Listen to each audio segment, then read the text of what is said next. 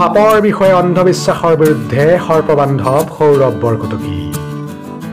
হয়, সৰ্পবান্ধৱ সৌৰভ বৰকটকীয়ে পৰিয়ালৰ সৈতে এটি বিশেষ কামত ঢেকীয়াজুলি অভিমুখে গৈ আছিল। গৈ থাকোঁতেই তেজপুৰস্থিত বেচেৰিয়াৰ কণেমৰা চুকৰ নিবাসী গুঞ্জন বৰাই বৰকটকীক ফোন কৰি জনায় যে তেওঁৰ ঘৰত এটি সাপ সোমাই আছে। খবৰৰ ভিত্তিত বৰকটকীয়ে পৰিয়ালৰ সৈতে বৰাৰ ঘৰত উপস্থিত হৈ উমান পায় যে সেয়া অবিষাক্ত মচুৱা গুম। অঞ্চল বিশেষে ভিন্ন নাম পোৱা এই সাপটোক বাৰীৰখীয়া বুলিও কয়। সাপটো বৰকটকীয়ে তেওঁৰ পত্নীক উদ্ধাৰ কৰিবলৈ কয় আৰু বৰকটকীৰ পত্নীয়ে সাপটো উদ্ধাৰ কৰে। সাপটো উদ্ধাৰ কৰাৰ লগতে সাপৰ বিষয়ে ৰাইজৰ মাজত থকা অন্ধবিশ্বাস তথা ভুল ধাৰণাবোৰ আঁতৰাই সজাগতা বৃদ্ধি কৰিবলৈ সেই স্থানত উপস্থিত থকা ৰাইজৰ মাজত কেইটামান সজাগতামূলক বাৰ্তা প্ৰদান কৰে। লগতে সাপে দংশন কৰিলে আতংকিত নহৈ তৎকালীনভাৱে চিকিৎসালয়লৈ যাবলৈ অনুৰোধ জনায়।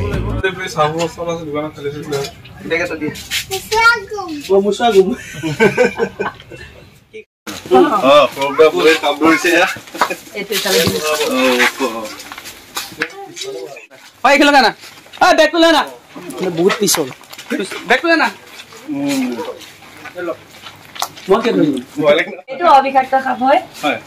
এইটো সাপে দংশন কৰিলেও কোনো অসুবিধা নাই। খালি এই সাপটোৱে যিহেতু বিষাক্ত জাতীয় প্ৰাণী নিগনি এন্দুৰ এইবিলাক জেঠী এইবিলাক ভক্ষণ কৰে, সেই গতিকে কিবা ইনফেকশ্যন হ'ব পাৰে বুলি এটা টিটেনাছ দিয়ে ডক্টৰে। আৰু যিকোনো সাপে দংশন কৰিলে চিকিৎসকৰ ওচৰত যোৱাটো জৰুৰী, যাব লাগে। আজিকালিতো চিকিৎসা এভেইলেবল হৈ গৈছে। মই সাপটো ধৰাৰ উদ্দেশ্য এটাই, মই আমাৰ যিসকল মহিলা আছে যিসকল আছে সাহস হওক মনত যে সাপটো প্ৰথমে চিনক, এই সাপটো চাওক, ইয়াত গাত বগা বগা দাগ আছে দেখিছেনে, ফুট ফুট কিং কৰিব হ'লে কিন্তু আচ নিচিনা থাকিব এই বগা বগা ফুট দেই। আৰু বহুতে ইয়াক কিং কৰিব বুলি ক'লে যায়, একচুৱেলি এইটো কিং কৰিব নহয়, এইটো মচুৱা গুম সাপ। এইটোক আমাৰ অসমীয়া মানুহে বাৰীৰখীয়া বুলি কয়। আৰু ই একচুৱেলি ইয়াত কাৰ্টুনৰ মাজত নিগনি চিগনি হৈছে, এন্দুৰ আহিছে, এইবিলাক খাবলৈ কি ভাল পায় যেন আহিছে, ভয় কৰিব লগা নাই।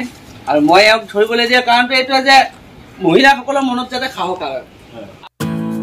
সৰ্পবান্ধৱ গৰাকীয়ে কয়, আমাৰ ইয়াত মিছন আছে, মিছনৰ চিকিৎসা অসমৰ ভিতৰতে লেখত ল'বলগীয়া। পিছে ৰাইজে কয়, আমাৰ মাজত সৰ্পবান্ধৱ সৌৰভ বৰকটকী আছে।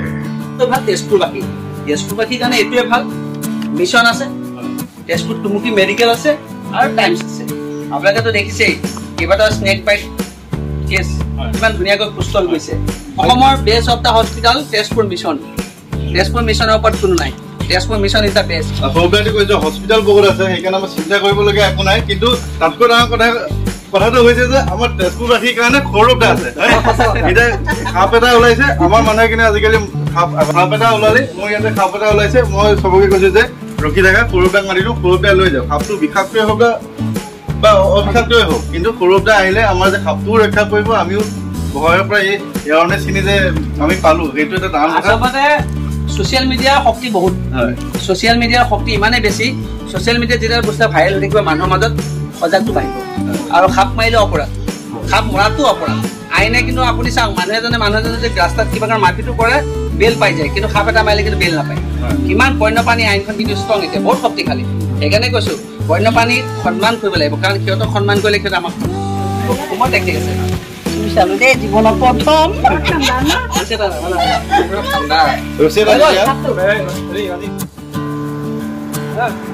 হয়নে, মই নিজে স্নেক বাইট মোক কবৰাই কামুৰিছিলে, মই তথাপিও আজি আপোনালোকক সুস্থ আছো, কাৰণ মই জানো একমাত্ৰ চিকিৎসা লওক, সুস্থ হওক, একো ভয় কৰিব নালাগে। কিন্তু ভয়টো কৰিলে বিপদ, কিন্তু সাপৰ ক্ষেত্ৰত ভয়টোৱে বিপদ।